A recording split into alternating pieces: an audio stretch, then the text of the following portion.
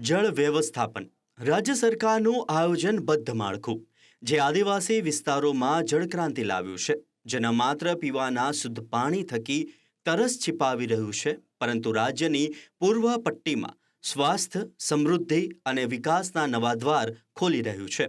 એક એવું સુદૃઢ માળખું જે આદિવાસી સમાજના સર્વાંગી ઉત્કર્ષની નવી ઇમારત ચણી રહ્યું છે. આદિવાસી જનજીવન પ્રકૃતિ, સંસ્કૃતિ અને સાદગીનો એક અદ્ભુત સમન્વય, જે સદીઓથી પ્રકૃતિના ખોળે ઉછરે છે. પોતાની આગવી પરંપરાઓ, અણમોલ વારસો અને વિશિષ્ટ જીવનશૈલી માટે જાણીતો સમાજ, જેમના જનજીવનમાં કેન્દ્રમાં છે પ્રકૃતિ, જંગલ, જમીન, નદી અને પહાડોને વચ્ચે વસતો સમાજ. વનબંધુઓને વિકાસની પ્રથમ હરોળમાં લાવવા માટે રાજ્ય સરકારે આ વર્ષો પહેલા તૈયારીઓ આરંભી, જેનું પરિણામ છે કે પ્રકૃતિના ખોળે ઉછળતા આદિવાસી બંધુઓ આજે વિકાસની નવી ગાથા લખી રહ્યા છે. એક સમયે પાણી માટે વલખા મારતો આ સમાજ આજે જળક્રાંતિનો સાક્ષી બન્યો છે, જેનો સંપૂર્ણ શ્રેય જાય છે સંવેદનશીલ ગુજરાત સરકારને.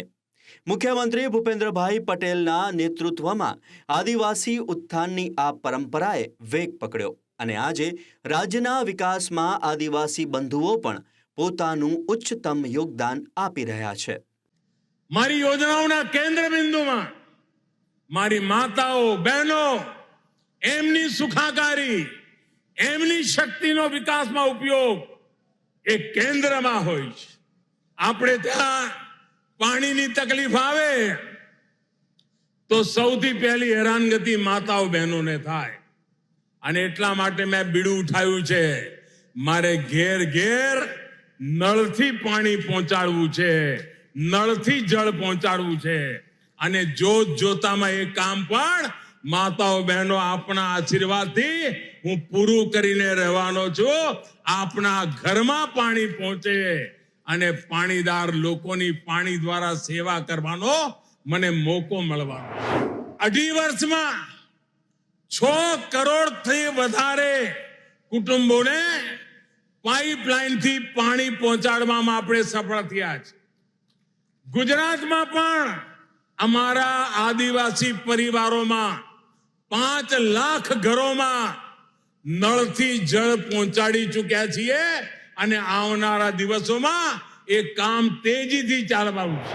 આઝાદીના 75 વર્ષ મનાવી રહ્યા છે, ત્યારે આપણા દરેક જિલ્લામાં આદિવાસી વિસ્તારમાં આપણે 75 મોટા તળાવ બનાવી શકીએ. અત્યારથી જ કામ શરૂ કરીએ અને 75 તળાવ એક જિલ્લામાં, અને આ વરસાદનું પાણી એમાં ભરાય એના માટેનું બીડું ઉઠાવીએ. આખો આપણો ઉમરગામથી અંબાજી સુધીનો પટ્ટો પાણીદાર બની જશે, અને એની સાથે અહીંનું જીવન પણ પાણીદાર બની જશે. ડુંગરાળ અને અંતરિયાળ આદિજાતિ વિસ્તારોમાં ભૌગોલિક પરિસ્થિતિઓ સૌથી મોટો પડકાર હોય છે. પહાડી પ્રદેશો, પથરાળ જમીન અને વિખરાયેલી વસ્તીને કારણે ત્યાં પરંપરાગત નહેરો કે કૂવાઓ દ્વારા પાણી પહોંચાડવું ખૂબ જ મુશ્કેલ હતું. પરંતુ પ્રબળ રાજકીય ઈચ્છાશક્તિ અને આધુનિક ઇજનેરી કૌશલ્યના સમન્વયથી સરકારે આ પડકારોને માત આપીને પીવાના પાણી અને સિંચાઈની કાયમી વ્યવસ્થા ઊભી કરી છે, જેણે સાબિત કર્યું છે કે જો ઈરાદા મજબૂત હોય તો કુદરતી અને ભૌગોલિક સીમાડાઓ પણ પ્રગતિનો રસ્તો રોકી શકતા નથી.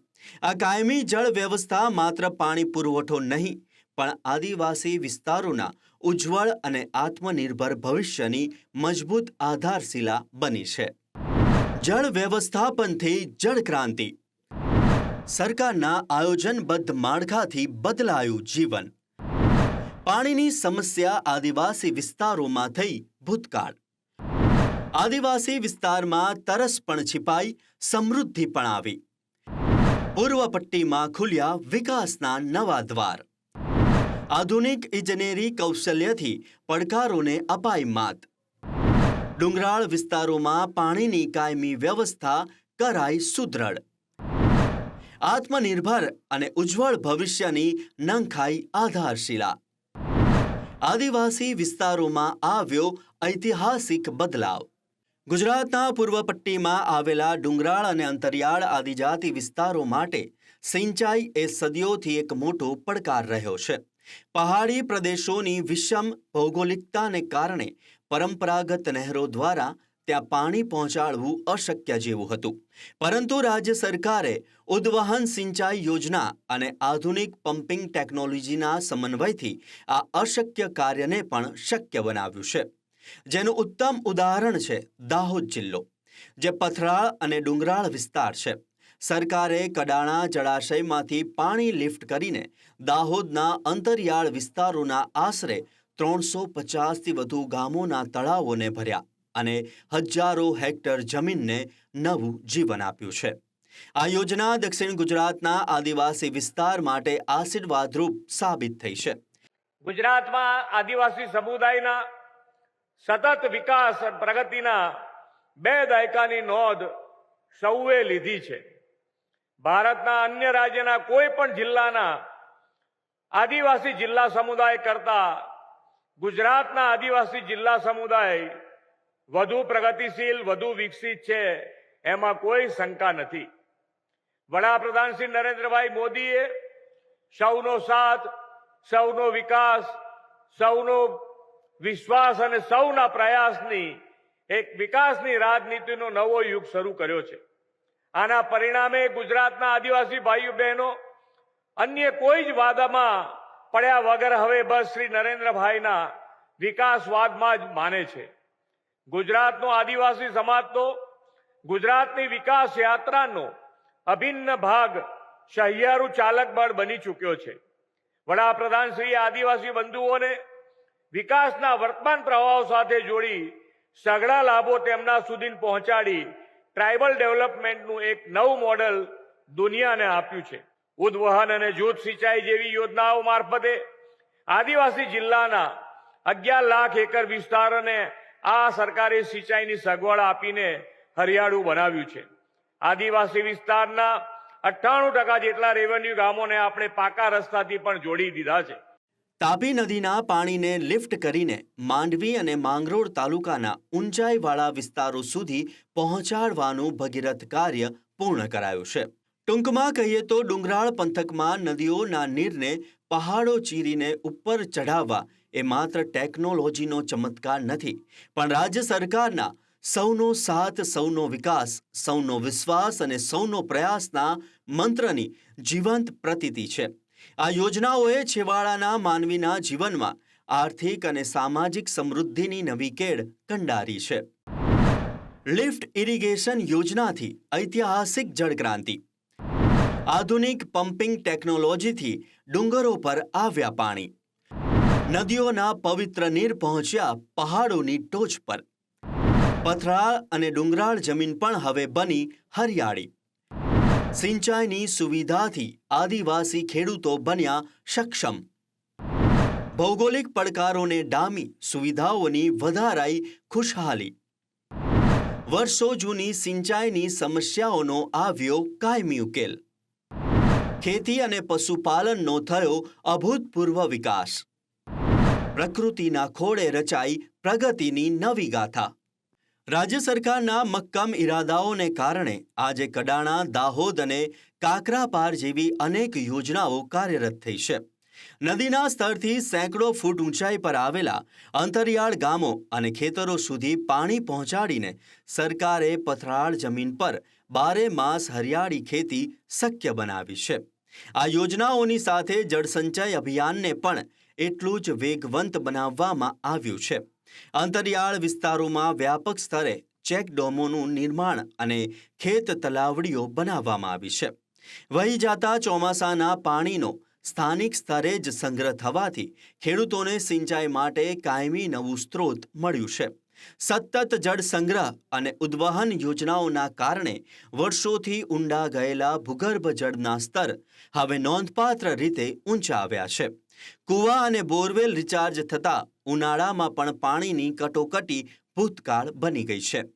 ટેકનોલોજી અને સુદૃઢ આયોજનના જોરે સરકારે ડુંગરાળ વિસ્તારોમાં સુખાકારી અને આર્થિક સમૃદ્ધિનો નવો માર્ગ કંડાર્યો છે.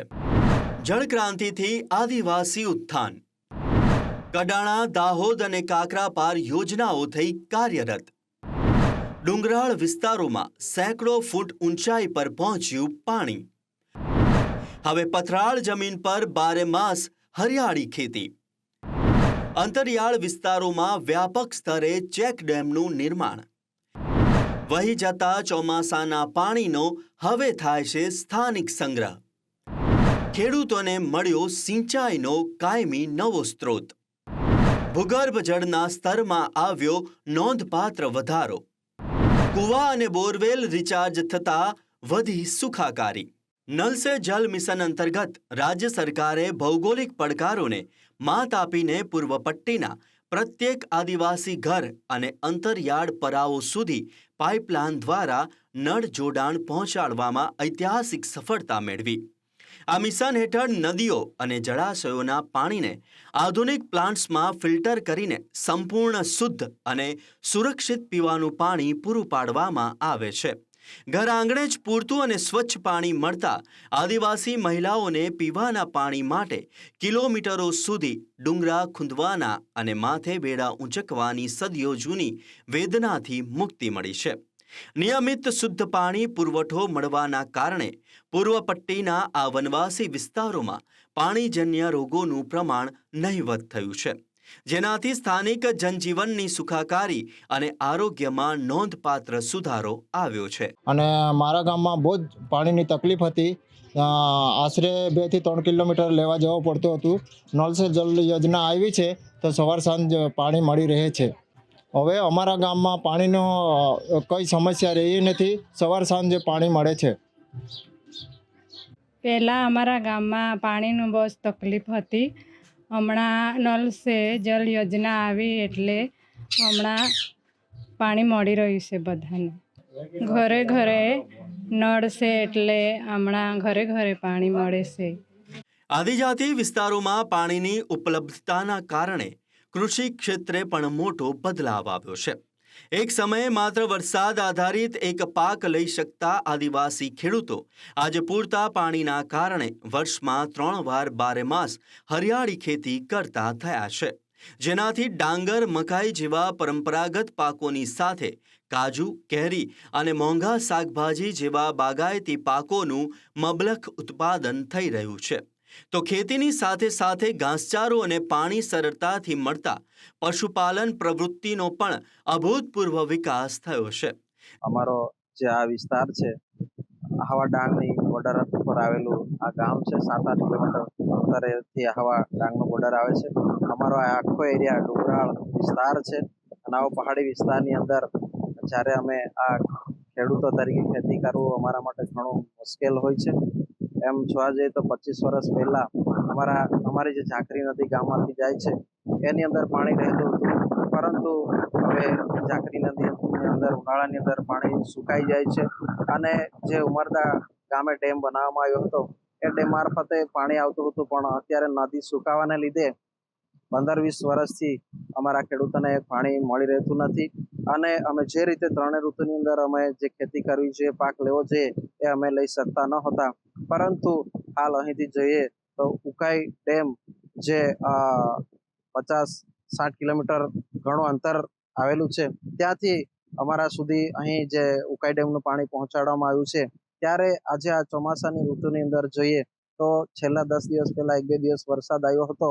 ચોમાસાની સિઝન હોવા છતાં અત્યારે હાલ તાપ તડકો છે અને આ સિઝનની અંદર અમે જ્યારે મહેનત કરીને ખર્ચ કરીને જે કિંમતી ધરું અમે વાવીએ છીએ, ખાતર નાખીને મહેનત કરીને એને ઉગાવીએ છીએ, પરંતુ આવા તાપ તડકાની અંદર જો આ રીતે અમને પાણી ન મળતે તો ધરું સુકાઈ જતે અને અમારી મહેનત નિષ્ફળ જતે. પરંતુ આજે એ જે ઉકાઈ ડેમનું પાણી અમારા સુધી પહોંચાડવામાં આવ્યું છે ત્યારે અમારા પહાડી વિસ્તારની અંદર અમારા ખેડૂતોને માટે ઘણો ઉપયોગી આશીર્વાદ રૂપ છે, કારણ કે આજે અમે પાણીનો ઉપયોગ અમે ખેડૂતો વારાફરતી કરી રહ્યા છે અને રોપણીની સિઝન છે એમાં અમે રેગ્યુલર રાબેતા મુજબ રોપણી કરી રહ્યા છે અને એ જ રીતે અમે હવે પછી પણ જે આ પાણી મળતું રહેશે અને 3 સિઝનની અંદર 3 પાક લઈ શકીશું.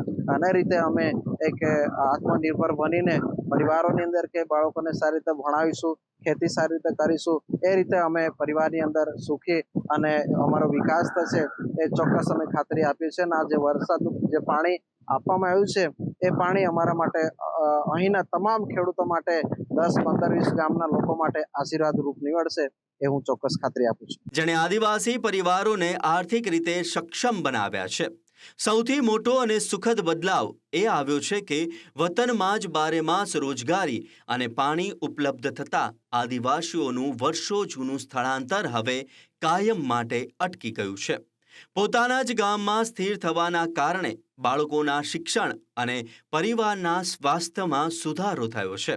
અને પહેલા અમારા મેડસિંગી ગામમાં 10-12 ગામ આજુબાજુના ગામો છે તેઓમાં પાણી નહોતું, પણ હવે સરસ ઉકાઈ જળાશયમાંથી પાણી આપવામાં આવી રહ્યું છે અને ખેડૂતો સુંદર ખેતી કરી રહ્યા છે. આગળના સમયમાં અમે ખાલી ચોમાસા દરમિયાન ખેતી કરતા હતા, પણ હવે ઉનાળામાં અને શિયાળામાં પણ ખેતી કરીશું. પહેલા અમારે બહાર ધંધા રોજગાર માટે જવું પડતું હતું, પણ હવે અમને અહીંયા જ રોજગાર મળી જશે અને અમે ખેતી કામ કરીશું ને વધારે આશીર્વાદિત થઈશું. તો અમે ઉકાઈ જળાશયનો આભાર માનીએ છીએ. તથા વનધન વિકાસ કેન્દ્રો અને સ્થાનિક ગૃહ ઉદ્યોગો દ્વારા પ્રગતિની અસંખ્ય ઉભરતી તકો વિકસી રહી છે. એટલે કે પ્રબળ રાજકીય ઈચ્છાશક્તિ અને આધુનિક જળ વ્યવસ્થાપનના કારણે આજે આદિવાસી વિસ્તારમાં સુખાકારી, સ્વાભિમાન અને આત્મનિર્ભરતાનો એક નવો દોર શરૂ થયો છે. આદિવાસીઓના આર્થિક ઉત્થાનનો દોર, સુવિધાઓથી વધતી સમૃદ્ધિનો દોર, આદિવાસી વિસ્તારમાં સ્વાસ્થ્યની સુખાકારીનો દોર, જળ વ્યવસ્થાપનની જળક્રાંતિનો દોર.